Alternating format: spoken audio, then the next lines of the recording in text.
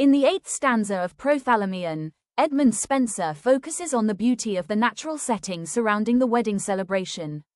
After invoking mythological blessings in the previous stanza, the poet now turns again to the landscape along the banks of the River Thames. The scene is described with rich imagery that highlights the harmony between nature and the joyful occasion. The poet observes various elements of the natural world that contribute to the beauty of the scene. Flowers bloom along the riverbanks, the water flows gently and peacefully, birds move and sing in the surrounding environment, and sunlight brightens the entire landscape. These elements create a vivid and lively picture of the natural world. The setting becomes colorful, calm, and full of life, perfectly suited for a wedding celebration.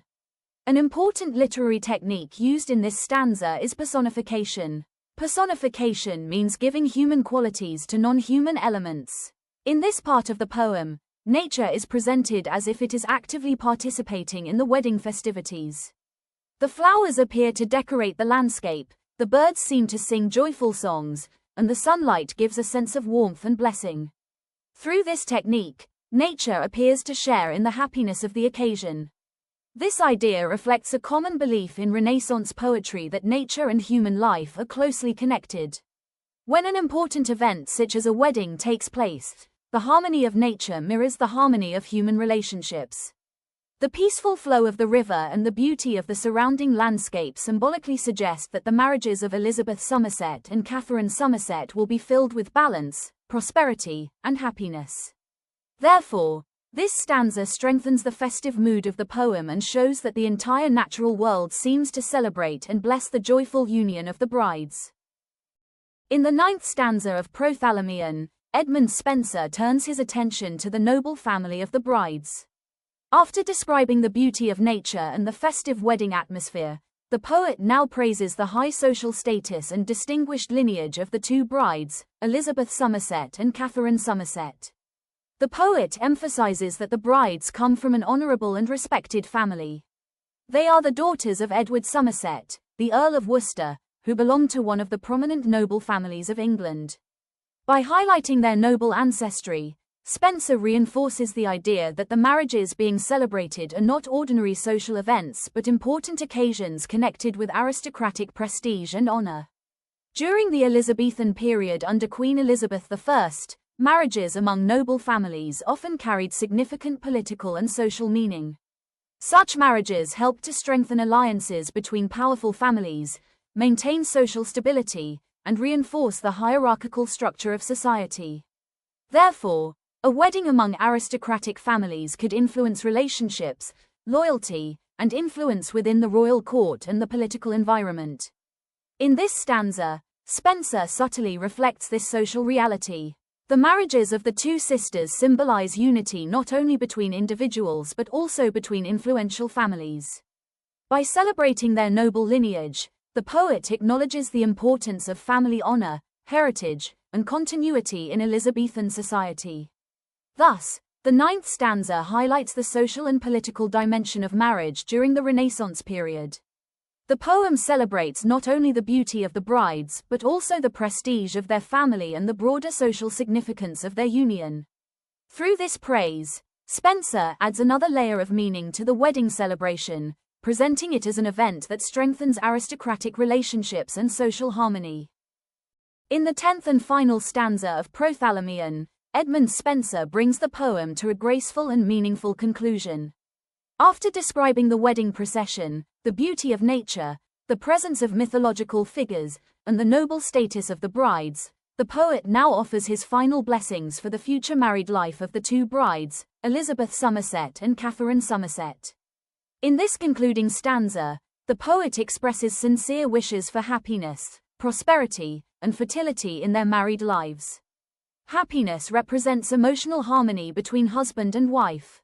Prosperity suggests a stable and successful family life, while fertility symbolizes the hope for future generations and the continuation of the noble family line. In Renaissance culture, these three blessings were considered essential for a successful marriage. The stanza also emphasizes the idea that marriage is a sacred and divinely blessed union.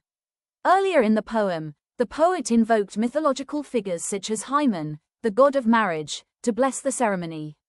In this final part, that divine blessing is symbolically fulfilled. The marriages are presented as harmonious unions supported by both nature and divine power. The setting beside the River Thames continues to play an important symbolic role. The calm and gentle flow of the river represents the peaceful journey of married life. Just as the river flows smoothly and steadily, the poet hopes that the lives of the newly married couples will also progress in harmony and stability. Finally, the poem ends once again with the beautiful refrain, "Sweet Thames, run softly till I end my song." This repeated line provides a sense of closure and musical unity to the entire poem. Throughout Prothalamion, the refrain has acted like a gentle rhythm accompanying the poet's narrative. By repeating it at the end, Spenser completes his poetic song and leaves the reader with a lasting impression of calmness, celebration, and blessing. Now let us look at the major themes of Prothalamion written by Edmund Spenser. These themes help us understand the deeper meaning of the poem. The first major theme is the celebration of marriage. The poem glorifies love, union, and harmony between husband and wife. Marriage is presented not simply as a personal relationship but as a sacred institution that brings stability and joy to society. Through his poetic praise, Spenser emphasizes the beauty and dignity of the wedding celebration of Elizabeth Somerset and Catherine Somerset. The second important theme is the beauty of nature. The entire poem is set along the banks of the River Thames. Spenser describes various elements of nature such as flowing water, flowers, birds, and river nymphs. These natural elements do not remain passive. Instead, they appear to participate in the wedding celebration, creating a joyful and harmonious atmosphere. Another major theme is Renaissance idealism. The poem reflects important Renaissance values such as harmony, beauty, and admiration for classical mythology. Spenser frequently refers to mythological figures like Venus, Cupid, and Hymen, which shows the strong influence of classical Greek and Roman traditions on Renaissance poetry. Finally, the poem also reflects the patronage system of the Elizabethan period. During this time, poets often depended on noble families for financial support and recognition. By celebrating the marriage of aristocratic brides, Spenser hoped to gain favor and appreciation from influential patrons in the society of Queen Elizabeth I's England. In Prothalamion, Edmund Spenser uses several important symbols to convey deeper meanings beyond the literal description of the wedding celebration. One of the most important symbols in the poem is the swans. The two swans seen gliding along the waters of the River Thames symbolize the two brides, Elizabeth Somerset and Catherine Somerset. In literary tradition, swans often represent purity, grace, and elegance.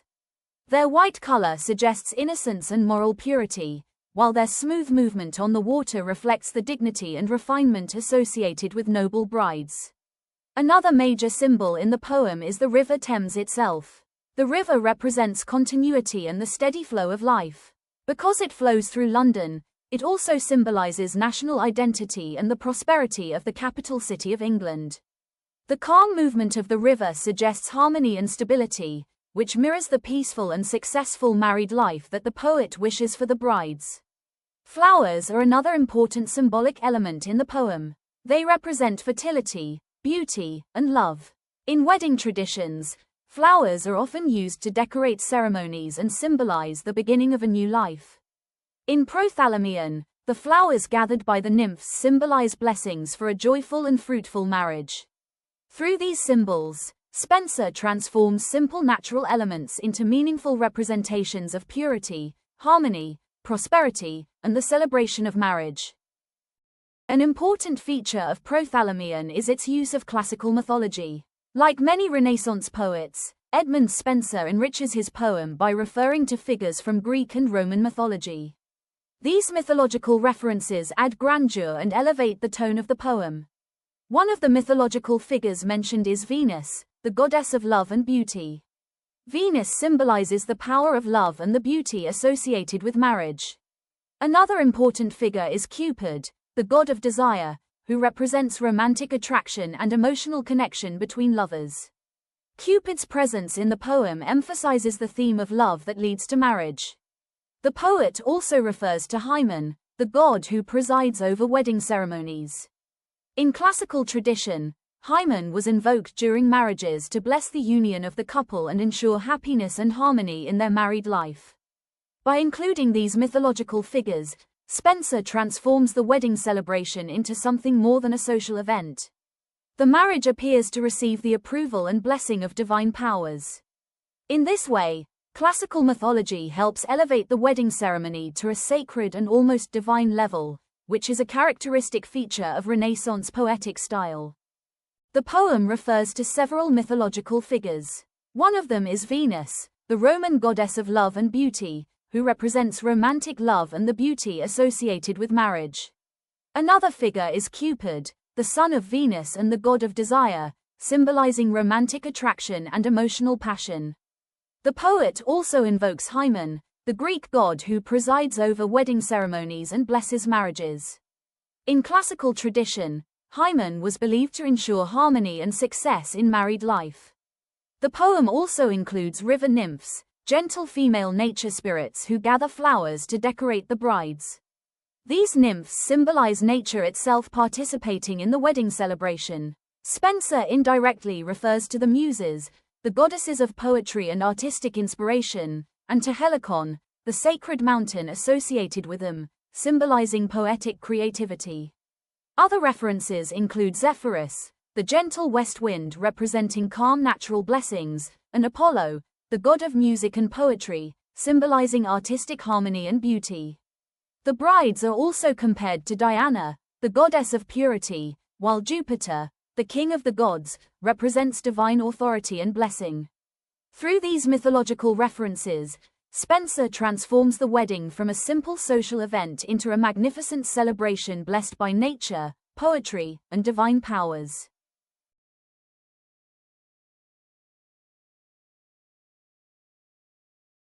The style and language of Prothalamion clearly show the poetic skill of Edmund Spenser. His writing combines musical rhythm, vivid imagery, and classical references, which together create a rich and elegant poetic style. One important feature of Spenser's style is musical language. The poem contains smooth sound patterns, rhythm, and repetition that make it sound lyrical and harmonious. The repeated refrain, "Sweet Thames run softly till I end my song," gives the poem a flowing musical quality that resembles the gentle movement of the River Thames. Another major feature is vivid imagery. Spenser describes nature in a very detailed and visual way. The reader can clearly imagine the peaceful river, the swans gliding on the water, the blooming flowers, and the movement of birds and nymphs. These descriptions create a beautiful and lively picture of the natural setting surrounding the wedding celebration. The poem also includes many classical allusions. Spenser frequently refers to figures from Greek and Roman mythology such as Venus, Cupid, and Hymen. These references connect the poem to classical literary traditions and elevate the wedding celebration to a grand and almost divine level. Through these elements, Spenser's style becomes elegant, imaginative, and richly poetic.